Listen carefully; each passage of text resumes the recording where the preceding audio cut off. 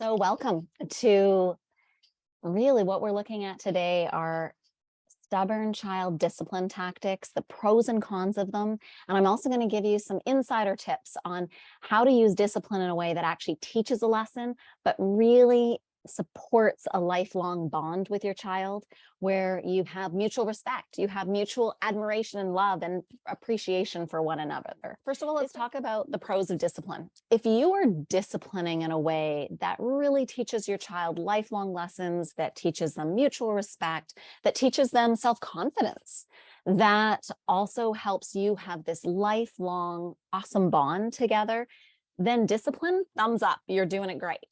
If, however, you are finding that your discipline is creating and feeding this fire of angry child cycle that is no fun for everyone, then Houston, we've got a problem. The truth is this, and it's an important one. So if I've lost you here, make sure you're listening. Most child discipline only teaches children to not get caught next time or to lie to us. So if you've ever had a child where you say, I don't know, so did you eat that cookie? They're like, nope, I didn't do it. That's our instant, it's something called counter will that's used in attachment theory. But as soon as we think we're going to get in trouble, as soon as we think our relationship might be at stake, that someone might be angry at us, we often will deny it. That is a human trait. And especially if we're not feeling connected to the person who's dishing out the discipline.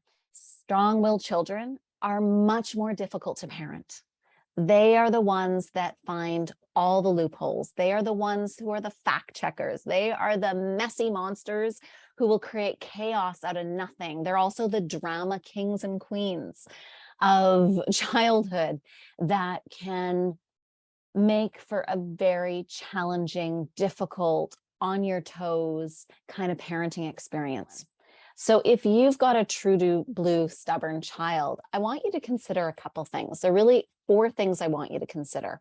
So anytime you are disciplining or giving a consequence or taking away a privilege or putting up even something like a behavior chart where they get some sort of trinket at the end of the week, I want you to first, before you decide to do it, is to answer this. 1, is the discipline you're using giving them fair warning? So why is this important? Because stubborn children who feel blindsided by behavior will push back, freak out, and they will be like, that isn't fair. Something along those lines. Most strong-willed kids have this huge sense of what's fair and what isn't fair. And so if they have had no advance warning, if you haven't discussed this at times, for instance, hey, if you don't clean, take the dishes to the dishwasher, I'm going to take your phone away. And if suddenly you take that phone away, they are awfully going to scream bloody murder of like, what? The second one, does it make sense? Is it somehow related to the behavior?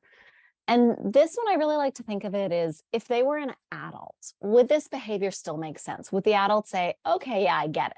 So to give you an example, if you have a coworker and they, let's say they don't clean out, I don't know, let's say they keep putting too much paper in the photocopier and they jam the photocopier always. If suddenly you come in and you see that it's jammed again and you go in there and you just take their phone away, what's their reaction going to be? Probably not too favorable, or like, are you off your rocker? You're crazy. The same thing with stubborn kids, that if it doesn't make sense to them, they won't respect it. And this is a very slippery slope, because if they start to not respect your discipline, they'll start to not respect you, where then suddenly they'll be like, I don't care. Sure, ground me, do whatever you want. I don't care. Talk to the hand. And they can get huge attitude around it. But then a lot of the moms and dads I work with can start to feel guilty, or can start to feel totally out of control, because they're like, oh my gosh, I've got to make the punishment even worse. The third one is it delivered calmly? And this one can be hugely difficult to do. So I'm thinking about one of our Stubborn Child Solutions members.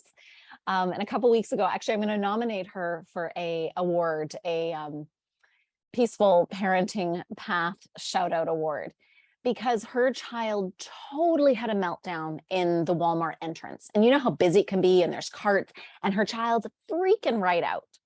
Well, in moments like that, it can be like, get your butt up, like you're making a scene, we gotta go.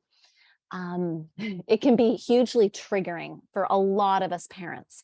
But if in that moment we start dishing out punishment or dishing out discipline, and we are triggered ourselves, it's going to go very badly. It's as if in those moments, it's like there's a tug of war rope, and our child has one, and we take the other, and we start to pull. And again, it's that instant counter will of they're pulling, well, I'm going to scream even harder. And it's not even a conscious thing for them. But it takes two to fight. It only takes one person to stop the fight. And that person has got to be you. Now, there's a bunch of tools I teach in my first step in my peaceful parenting path, and we'll talk about that in the next coming weeks. But for now, here's what I want you to ask yourself is that if you're dishing out the discipline and you are not calm yourself, the chances of them respecting it, the chances of them really listening to it are slim to none. Now, I might hear you saying, because sometimes parents say, whoa, wait a minute, Kelly. The only time my child will really listen to me is when I yell. When I'm like, that's it. Or when your dad gets home, then you're going to have none of this. You're not going to have movie time. We're not going to go to the park tomorrow. However, if that's how you're doing discipline on a regular basis, two things your child isn't going to respect you over the long haul. And secondly, the relationship, the connection you have might start to weaken. And I don't want either of that to happen for you. So two things I want to leave you here with is to give an example with that Walmart. I talked about the tug of war. Instead of pulling on the rope, the opposite side, and giving it a tug, to come alongside them and to sit right next to them. So of course, if they're right in the way, it would be a matter of moving them over. But instead of dishing out the punishment then, and a lot of parents think they have to respond or react right away, to give a discipline right away. When your child isn't calm and can't hear it, and you aren't calm yourself, that's definitely not the time. That is when a full-blown tug-of-war fight is going to be started. So what do you do instead? To take them aside and to say, when you're ready to go, let me know, and just zip it and just sit with them. If they're crying, yeah, I can see you're really upset right now. But to not go into lecture mode, to not go into fixing mode. It's kind of like, there's the saying, hug a tree. And it's just to be there with them, which I know can be a difficult ask, especially when you have onlookers or somebody else saying, oh, they're there, it's okay, or trying to fix it. You can just put your hand up and say, I've got it. And if you're one who gets embarrassed easily, then my invitation to you is to do some of your own work. That work I call Parent Yourself, which is from the step 1 in my peaceful parenting path.